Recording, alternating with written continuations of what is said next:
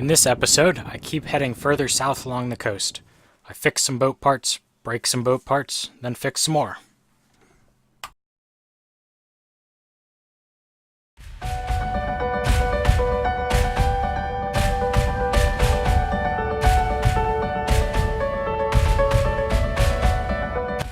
Before I could leave Jacksonville, there were a few maintenance items that I needed to take care of. First up was sewing some new straps onto the clew of the mainsail. The old ones had slowly been fraying, and one had gone through altogether. I used a sewing awl to stitch 3 new straps onto the corner, as well as reattaching the slug that slides into the boom.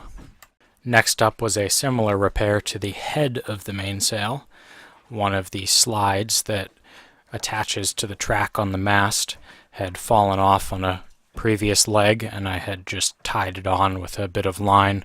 I gave it a proper repair by stitching a new piece of webbing onto it. Next project of the day, replacing some fuel lines that were leaking. This is the new one I just put on between the 2 fuel injectors. It was just corroding and splitting at the ends. Here's the old one I took off. You can see the ends are just falling apart. So that was leaking fuel. Not a lot, but enough to make a little smoke. Alright, new hoses finished. And those are actually meant for fuel, despite the fact they look like the same little plastic clear things you find at Home Depot. Don't put those ones on your engine. After a whole pile of other to-do items, it was time to get on the move.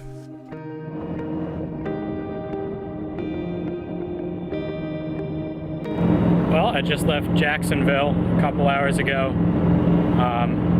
motoring out St. John's River. Just gonna go close to the inlet, actually the same place I anchored when I came in, and hang out there for it looks like 2 nights before the weather gets better. So my goal on this leg is to avoid motoring in the Intercoastal Waterway for days on end, which is why the plan is to just stay here for 2 nights in Jacksonville until the weather's good enough to sail offshore some more. Been motoring for 2 or 3 hours now, and that feels like enough for this leg. I spent a day at a free public dock near the Jacksonville Inlet, wandering around the little park there while I waited for the wind to fill in. By the second evening, it looked like the wind had arrived, so I caught the tide out of the inlet and turned south. My plan was to use 2 days of good wind to make it to either Fort Pierce or West Palm Beach, depending how fast I went. First morning out here. It's raining outside, so I'm in here. Not nearly as much wind as I was supposed to have. Going pretty slow right now. Take a look here.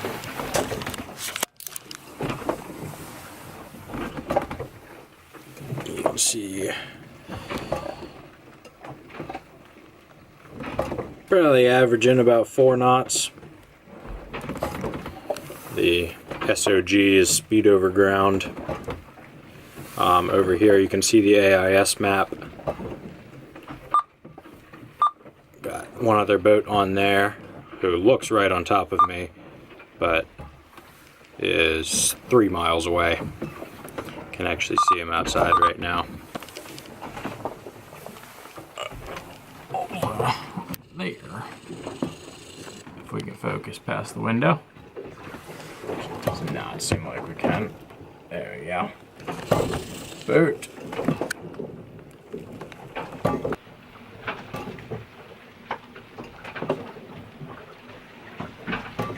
So weather forecast still predicting 15 to 20 out of the north. We've been getting like single digits wind, so hoping that fills in sooner. Did about 40 miles overnight, I think, which is progress, but not great. So onwards.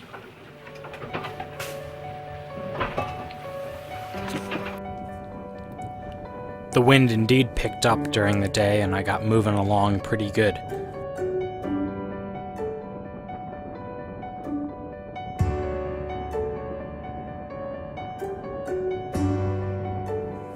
The rain mostly stopped, but it stayed overcast all day until clearing a little for a beautiful sunset.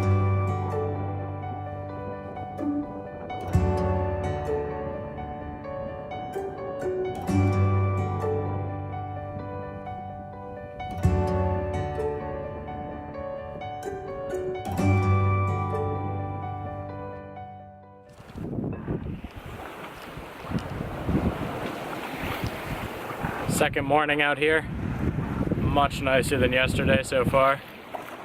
First time seeing the sun on this leg. Got the full mainsail up, moving along pretty good.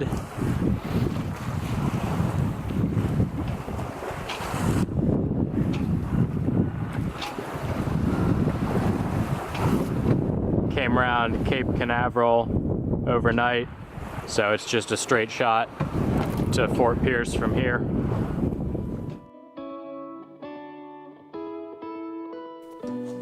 In classic fashion, when I went to start the engine a few miles from the Fort Pierce inlet, nothing. I spent an hour bobbing around troubleshooting things, but wasn't able to solve it on the water.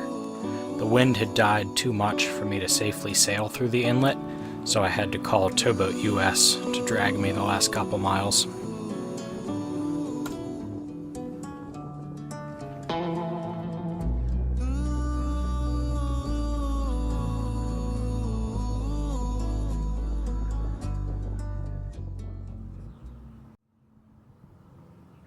Since I had some engine fixing to do, as well as some travel commitments coming up, I decided I was going to stay in Fort Pierce for a couple weeks.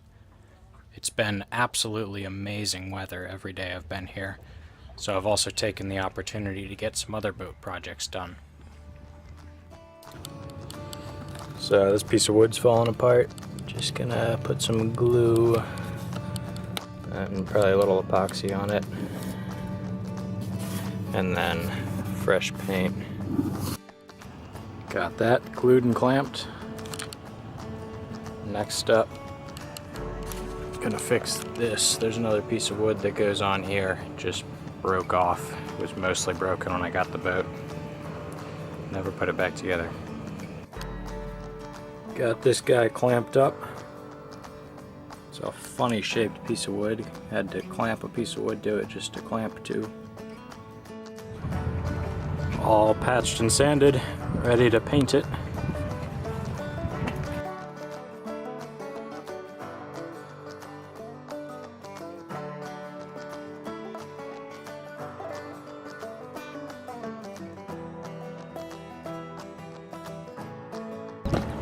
Coat of primer, more to come. And finished one project, 2 coats of paint, and new caulking around the edge.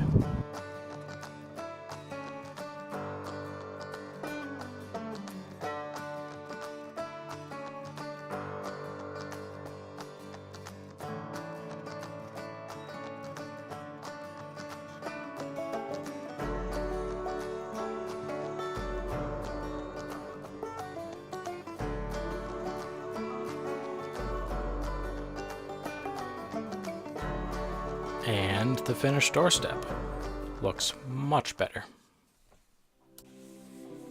Oh, and the engine starting issue? It turned out to be bad battery cables. The crimp connections on the cable ends were failing, so the starter motor couldn't get all the juice it needed. I cut the cables back a few inches and crimped on new ends. Engine starts right up.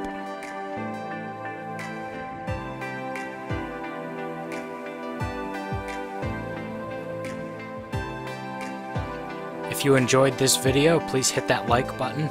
It tells the YouTube robots they should recommend this video to other people. Also subscribe so you don't miss any future adventures.